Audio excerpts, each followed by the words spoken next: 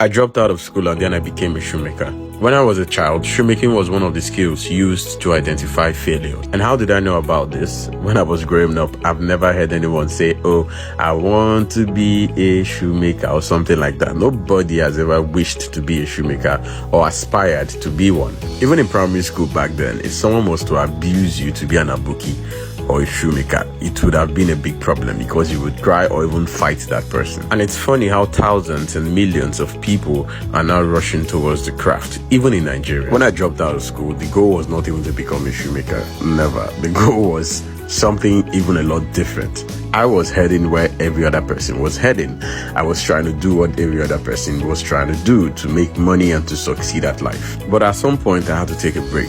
And I'm like, we are all heading this way. Why is no one heading this way? These were the questions I started asking myself. So rather than looking at the areas where everybody's looking, why not look at the areas where nobody wants to look at? That was when I started doing my research on skills that, are not that big, officially per se. You don't see people putting on suit every day, going to the office for those things.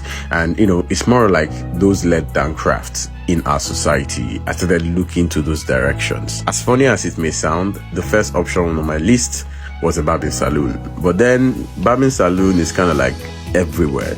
Everybody was doing it and it really didn't have much. There's money, but then I'll have to stand for hours. So what if anything should happen to me? How then do I go about it? I scrapped that and then I looked into fast food. I, tried venturing into fast food. I started by selling buns. I sold scotch egg, meat pies. I was making these things myself at home and I was selling. So I was trying to use it to raise funds because I learned something pretty early, and that is capital. You can't do anything without capital. So I started looking for crafts that don't require large capitals to start. And the first on my list was tailoring.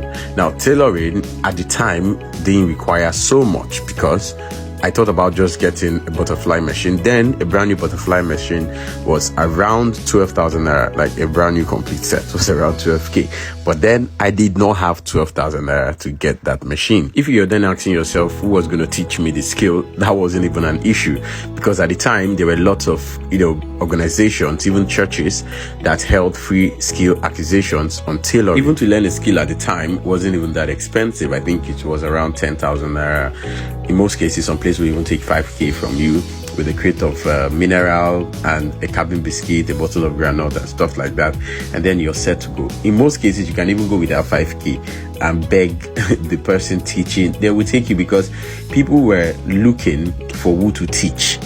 And then a lot of persons didn't even care about those skills at the time. I was already running out of skills I could start with low or no capital in Nigeria until one day, one guy came to paint our house and I was there to assist him. So while we held the paint for him, he rolled the brush and the roller and stuff. I saw how he did it and I'm like, this thing is not hard though. 2 weeks later, I went to buy a bucket of paint and I painted my room because the wall was already dirty. My friend saw it, he liked it, and he asked me to paint his. I painted his neighbor saw it, and they asked me to paint theirs, and they were going to pay me like 1,500 or 2,000 naira then. And I did.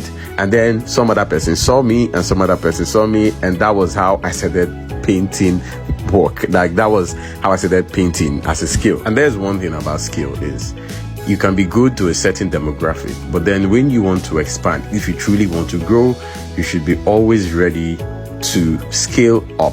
At the time, I was no longer having enough customers because most of the jobs that were coming were bigger contracts and I don't have that capacity. Then I was forced to, lie low and still seek for smaller jobs. Since this was something I wasn't thinking about building a career from, I had to let it go and I started looking for something else that I could do that is within me. And that was when I stumbled upon shoemaking. One thing I know is life is a puzzle. You don't get a full picture even when you start.